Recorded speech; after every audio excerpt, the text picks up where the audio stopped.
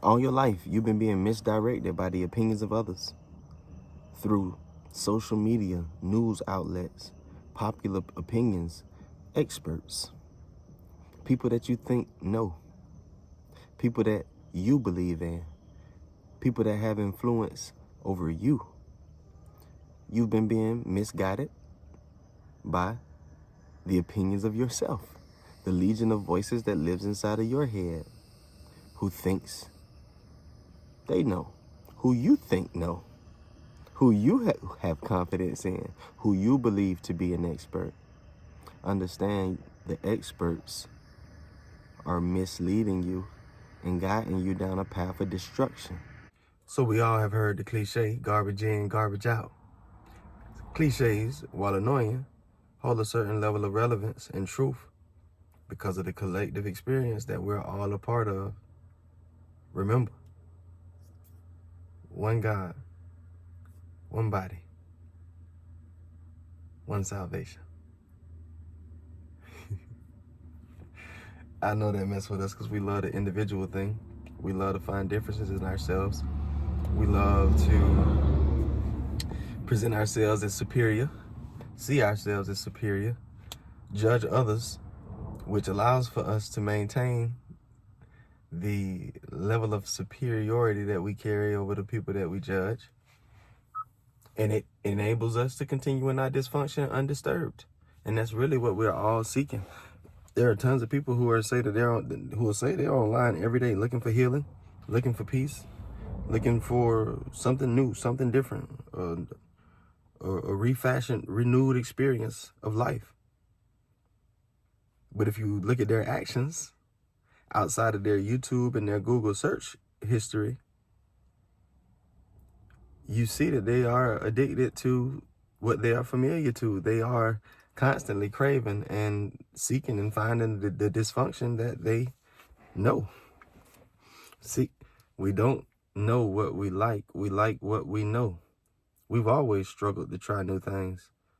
Even something as simple as a new food. Something as simple as I've never eaten at that restaurant before. I like Mexican food, but I never had that Mexican restaurant. I don't know, I just want to go over here to the one where I know what I'm going to get. What if there's something better on the up? What if your place sucks?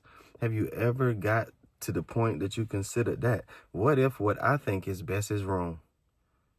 Like, anytime anybody else brings us something, anytime anybody has a piece of advice, anytime anybody has a word of wisdom, anytime anybody has a formula, anybody has a strategy, anybody has a tactic, a method, we immediately question the validity and the productiveness of their presentation.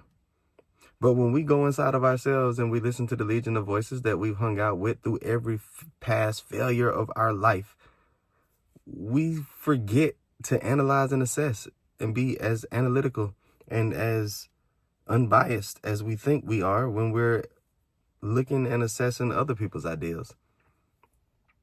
For instance, we've all said, I don't like working with that person because when you work with them, if it's not their idea, they don't like it. They're not with it. They don't want to do the right thing. They want to do what they want to do. And if you ever look at somebody and you identify that, understand where you recognize that from. You recognize that from your experience with that same mentality. You recognize that from your past experience and your past with needing to be in control, your past with demand. Which is why you don't like working with that person, because it's not all the way gone. You're struggling to work with that person because while they're demanding it to be their way, you're demanding it to be your way, and y'all are butting heads.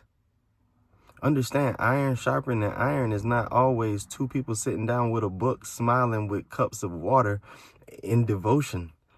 Sometimes iron sharpening iron is two people resisting the very thing that both of them are reflecting to each other, that both of them are terribly blind and cannot see. And one day, at some point, both of them will come into the knowledge and awareness of their past mistakes and blunders and blindness, and they both will be made new, inside of that realization and that awareness of truth and the identification of I am within themselves, and they will have sharpened one another in that process to be able to assist others in the same awakening. Garbage in, garbage out, right?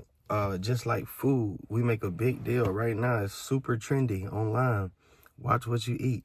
Don't eat this. It's bioengineered. Don't eat that. Bill Gates made it. Don't eat this. It's a pill. Don't eat that. It's all kind of foolishness. And to be real, I'm not afraid of food.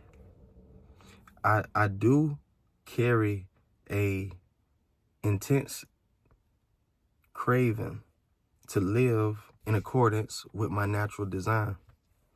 So when I do the research, there are certain things that are prevalent to my eating habits that aren't really relevant to this conversation.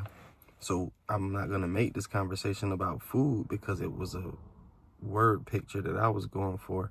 But there are things that I find in the research of my design and your design as well that dictates to me that I'm supposed to, or I was designed to eat a certain way. So I like to align myself with that by choice. That's what I want to do. So the things that I put in my body are the things that come out of my body naturally, right? So it's impossible for me to expel something that I didn't deposit. It's impossible for me to expel something that I didn't first deposit. I can't. You're not gonna get hate out of me if there was no hate in me before you did that thing that I disapproved of when I was under the impression and I was telling you that I loved you. If I had truly loved you when you did that thing that required for my love to be present and evident by my ability to forgive, not hold against you your wrongs, not take tally of your mistakes, be patient, move forward without holding a grudge or being bitter. Had I had all of that, then I would not have done such hateful things and said such hateful things to you.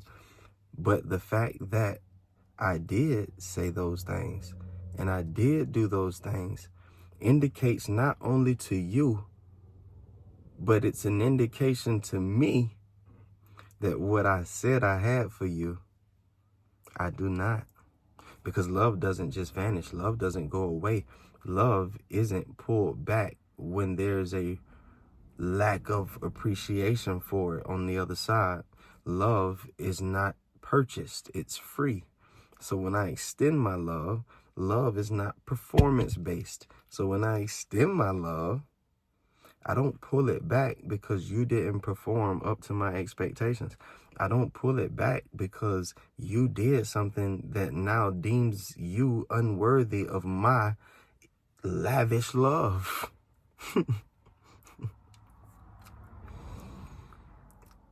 Love is free. It's either I'm going to give it to you, regardless of what you give to me, or I'm not. It's either I have it, it's in me, and it's who I am, or it's in me, it's who I am, and I don't know it yet. Those are the two options. It's either in me, and it's who I am, and I align my actions and my words and my emotions consistently with who I am, or it's who I am, and I have absolutely no idea that it's who I am. So my actions reflect that absence of awareness. My words reflect that absence of awareness. My emotions and what I do with my emotions also expresses that absence of awareness. My entire life is a picture of the unawareness of the perfection of my design and the infinite power that flows freely to me, through me, and extends beyond.